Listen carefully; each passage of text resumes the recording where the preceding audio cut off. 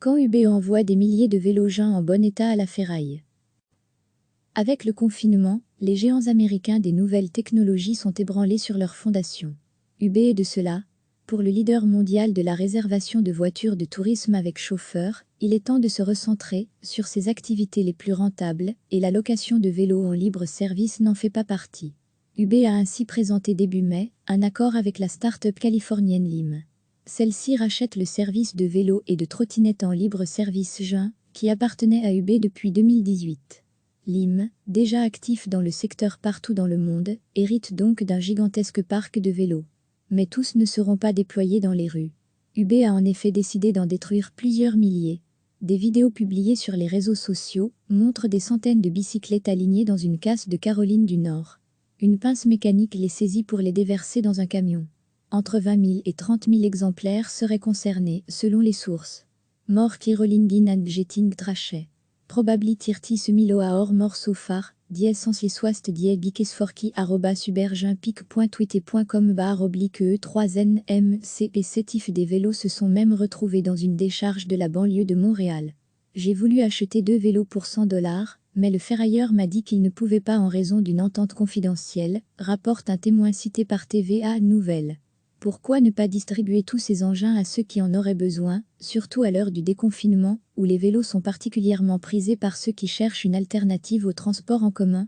Nous avons envisagé de donner les anciens modèles de vélos, mais étant donné des problèmes de maintenance, de fiabilité, de sécurité et de l'absence de chargeurs grand public, nous avons décidé qu'il était mieux de les recycler, déclare UB dans un communiqué. Ce ne serait pas la seule raison.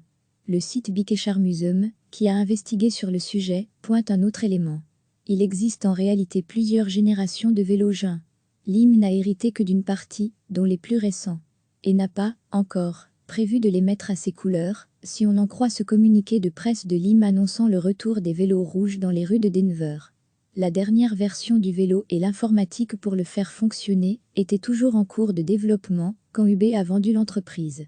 À charge de Lime de tout mettre au point et d'intégrer ces nouveaux véhicules à son système.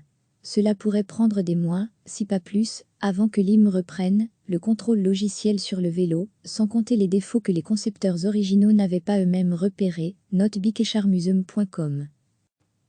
Avec le confinement, les géants américains des nouvelles technologies sont ébranlés sur leurs fondations. UB est de cela. Pour le leader mondial de la réservation de voitures de tourisme avec chauffeur, il est temps de se recentrer sur ses activités les plus rentables, et la location de vélos en libre service n'en fait pas partie. UB a ainsi présenté début mai un accord avec la start-up californienne Lime. Celle-ci rachète le service de vélos et de trottinettes en libre service juin, qui appartenait à UB depuis 2018. Lime, déjà actif dans le secteur partout dans le monde, hérite donc d'un gigantesque parc de vélos. Mais tous ne seront pas déployés dans les rues. UB a en effet décidé d'en détruire plusieurs milliers. Des vidéos publiées sur les réseaux sociaux montrent des centaines de bicyclettes alignées dans une casse de Caroline du Nord. Une pince mécanique les saisit pour les déverser dans un camion. Entre 20 000 et 30 000 exemplaires seraient concernés, selon les sources. Mor Kirolingin and Jetting Trachet. Probably tirti semilo a or mor sofar, dies sans les swast die bikesforki @ubergimpic.twitter.com /e3nmcp sétif. Mor Kirolingin and Jetting Trachet. Probably tirti semilo a or mor sofar, dies sans les swast die bikesforki @ubergimpic.twitter.com /e3nmcp sétif. Des vélos se sont même retrouvés dans une décharge de la banlieue de Montréal. J'ai voulu acheter 2 vélos pour $100, mais le ferrailleur m'a dit qu'il ne pouvait pas en raison d'une entente confidentielle, rapporte un témoin cité par TVA Nouvelles. Pourquoi ne pas distribuer tous ces engins à ceux qui en auraient besoin, surtout à l'heure du déconfinement, où les vélos sont particulièrement prisés par ceux qui cherchent une alternative au transport en commun? Nous avons envisagé de donner les anciens modèles de vélos, mais étant donné des problèmes de maintenance, de fiabilité, de sécurité et de l'absence de chargeurs grand public, nous avons décidé qu'il était mieux de les recycler, déclare UB dans un communiqué. Ce ne serait pas la seule raison. Le site Bikeshar Museum, qui a investigué sur le sujet, pointe un autre élément. Il existe en réalité plusieurs générations de vélos jeunes. Lime n'a hérité que d'une partie, dont les plus récents, et n'a pas, encore, prévu de les mettre à ses couleurs, si on en croit ce communiqué de presse de Lime annonçant le retour des vélos rouges dans les rues de Denver. La dernière version du vélo et l'informatique pour le faire fonctionner étaient toujours en cours de développement quand UB a vendu l'entreprise.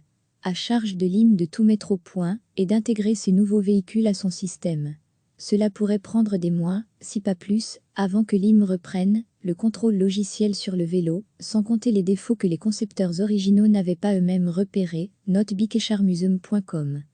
Cliquez sur s'abonner pour recevoir les dernières nouvelles.